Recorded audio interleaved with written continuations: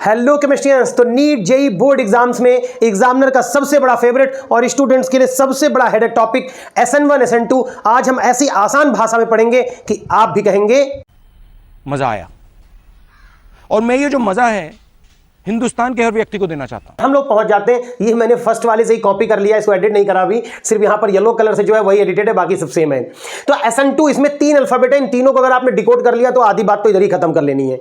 To का मतलब होता है बाइमॉलिक्यूलर। बाइमॉलिक्यूलर का इसका मतलब ये होता है कि इस रिएक्शन में रिएक्शन की स्पीड बोथ मॉलिक्यूल्स, दो अणुओं पे डिपेंड करेगी, दो मॉलिक्यूल्स पर, जबकि SN1 में क्या होता था, सिर्फ एक मॉलिक्यूल पे डिपेंड करती थी।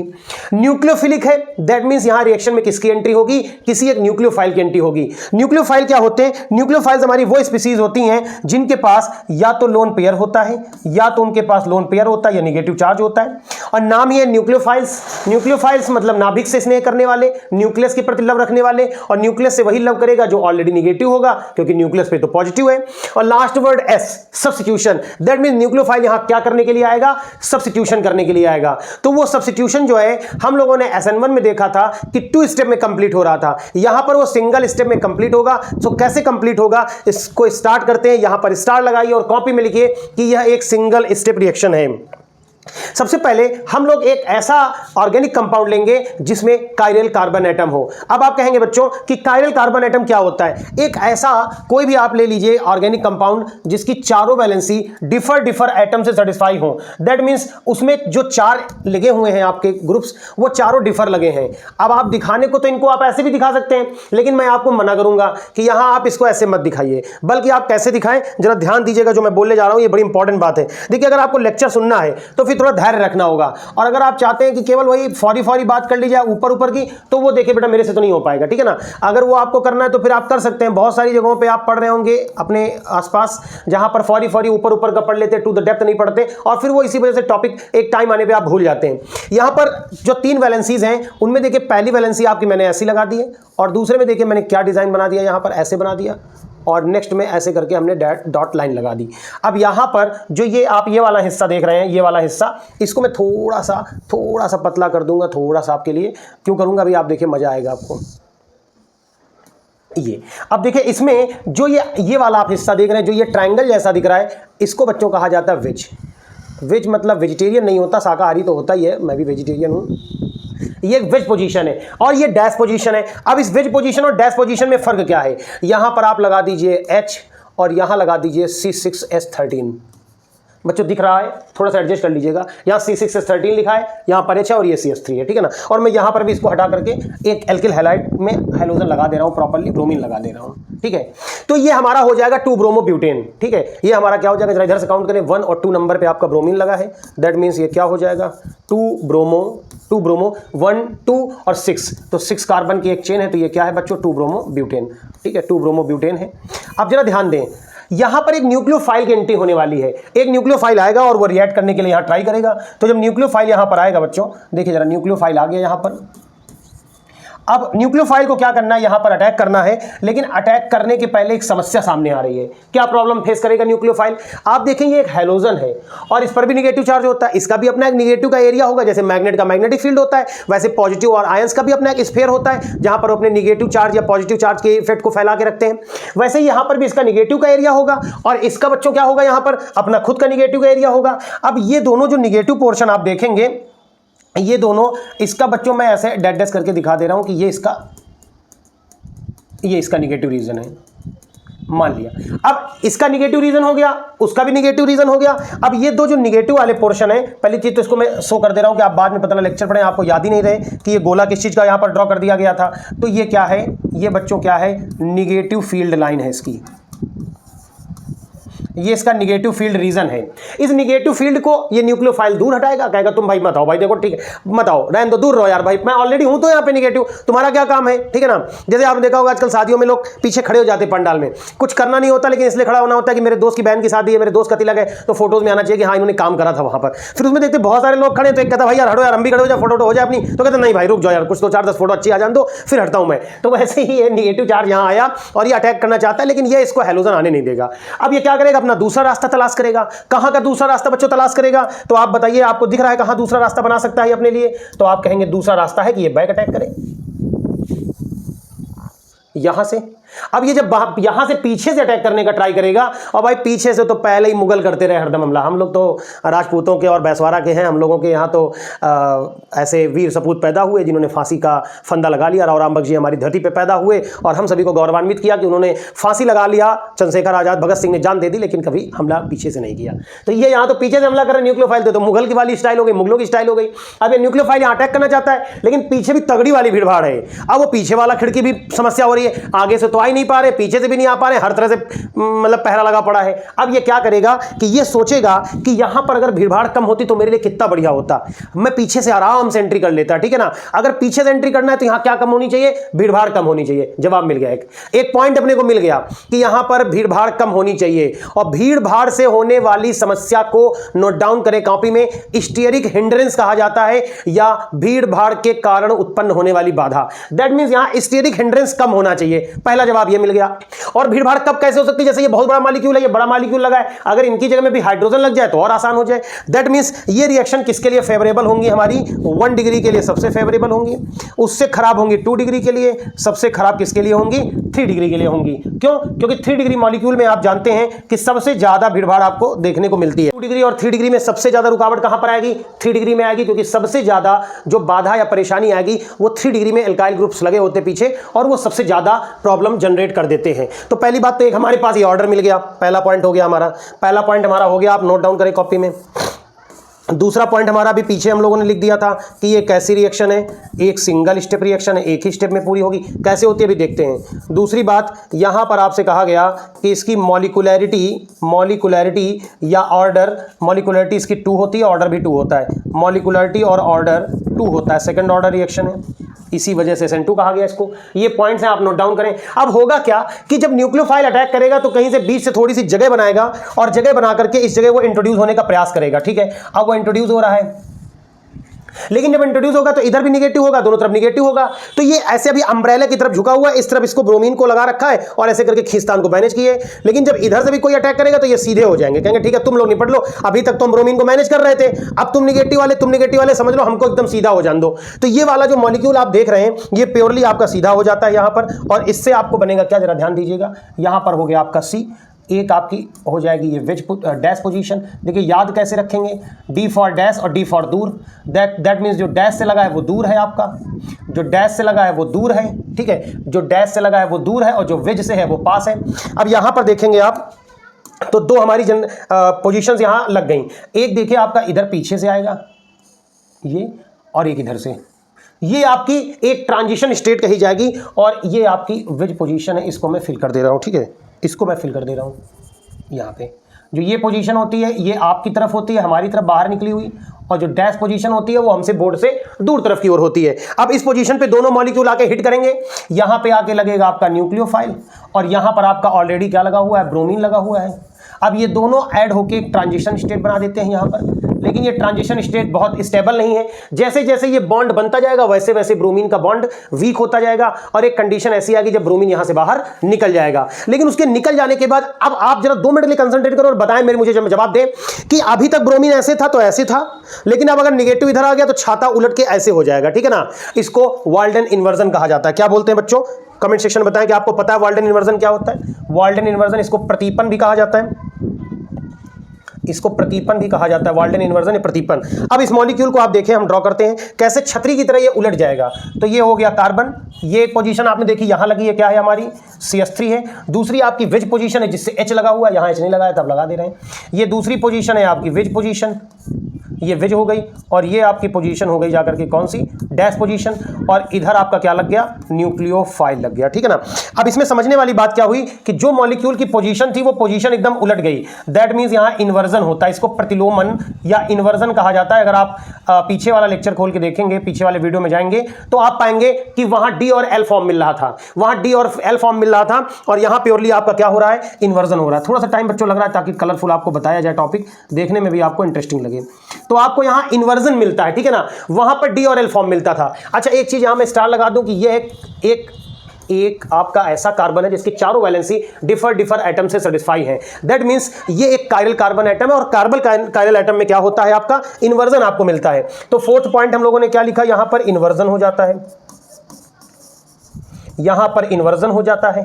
फिफ्थ पॉइंट हम लोग क्या लिखेंगे कि इसमें ट्रांजिशन स्टेट बनती है, यहां ट्रांजिशन स्टेट बनती है आपकी। सिक्स्थ पॉइंट हम लोग क्या समझेंगे, ध्यान दीजिए लास्ट में SN1 में जब आपने पढ़ा था तो पोलर प्रोटिक पढ़ा था, यहां पर जो रीजेंट आपको लगाना है वो लगाना है पोलर अप्रोटिक। क्या लगाना है हमें यहां, पोलर अप्रोटिक।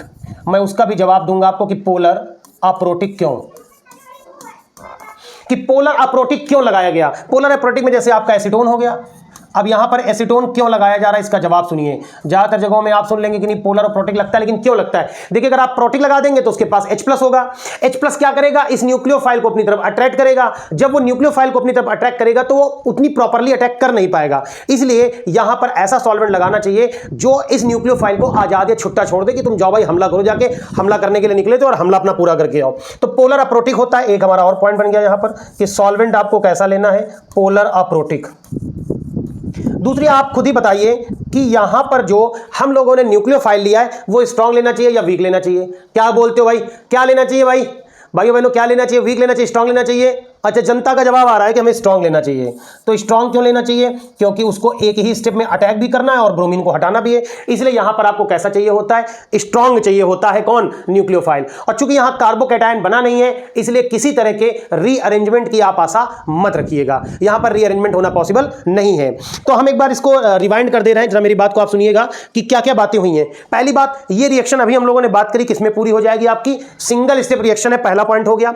दूसरा पॉइंट क्या हो जाता है कि ये रिएक्शन जो है वो आपकी बाइमॉलिक्यूलर रिएक्शन है। कैसी है आपकी, बाइमॉलिक्यूलर रिएक्शन है। इसके बाद ऑर्डर क्या है, 1 डिग्री 2 डिग्री 3 डिग्री। इसके पहले आप CH3X लिख सकते हैं, ठीक है ना। इसके पहले क्या लिख सकते हैं, 1 डिग्री किधर, CH3X। तो ऐसा क्यों हुआ, क्योंकि जितनी डिग्री बढ़ेगी उतना स्टेरिक हिंड्रेंस बढ़ेगा, उतनी भीड़भाड़ बढ़ जाएगी, तो 1 डिग्री फेवरेबल है। इसके अलावा इसमें कहीं कार्बोकैटायन नहीं बनता है, ठीक है ना। स्ट्रॉन्ग न्यूक्लियोफाइल आपका होना चाहिए, इन्वर्जन हो जाता है और रीअरेंजमेंट का होना पॉसिबल नहीं है। तो यहां पर 2 पॉइंट छूट रहे, मैं इसी में बढ़ा दे रहा हूं, आप थोड़ा सा एडजस्ट कर लीजिएगा। 8 नंबर पॉइंट ये बनता है कि यहां रीअरेंजमेंट नहीं होगा, रीअरेंजमेंट नहीं होगा। पहली बात क्यों नहीं होगा, कार्बोकैटायन नहीं बन रहा है। और एज ऑलवेज यहां पर सबसे अच्छा रिएक्शन करने के लिए आपका कौन होगा कि अगर आप RI ले लें उससे खराब होगा RBr ले लें, उससे खराब होगा RCl ले लें, सबसे खराब होगा कि RF ले लें।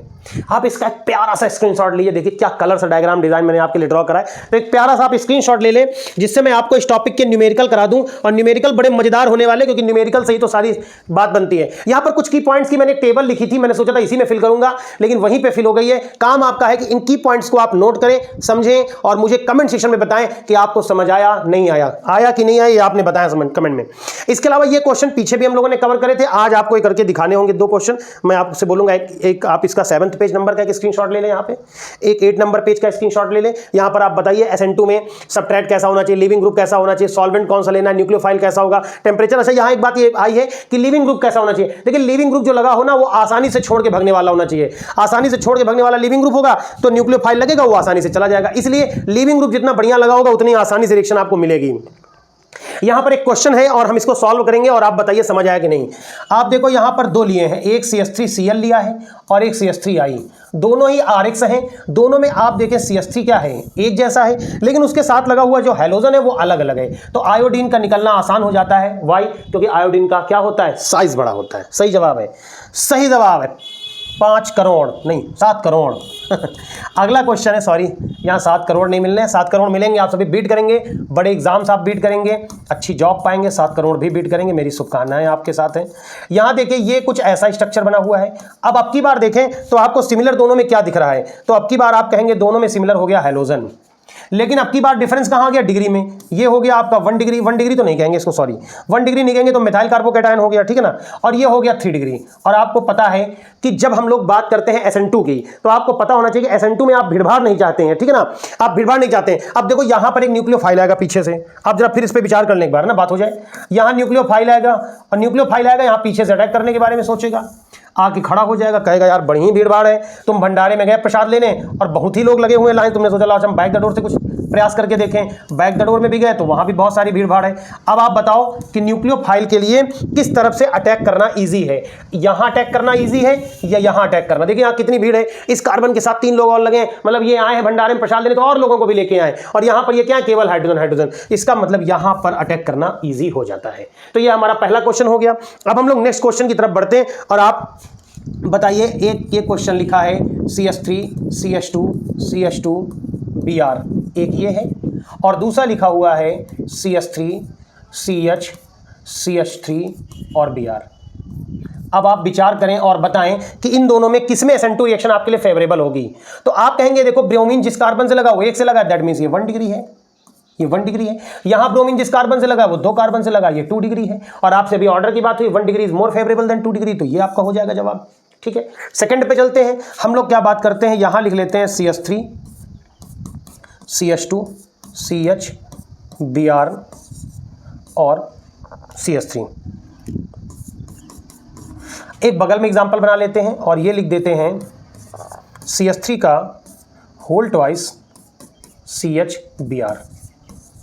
अब आप देखें यहाँ Br जो है, ये वैसे तो हम देखें कि ये 2 डिग्री और दोनों ही 2 डिग्री बन गए, यहाँ 4 है, वहाँ पर 3 ही हुए हैं अभी। एक बार इसको सुधार देते हैं, थोड़ा सा सही कर देते हैं, इस एग्जांपल को अपने हम सही कर देते हैं, एक बार ध्यान दीजिएगा।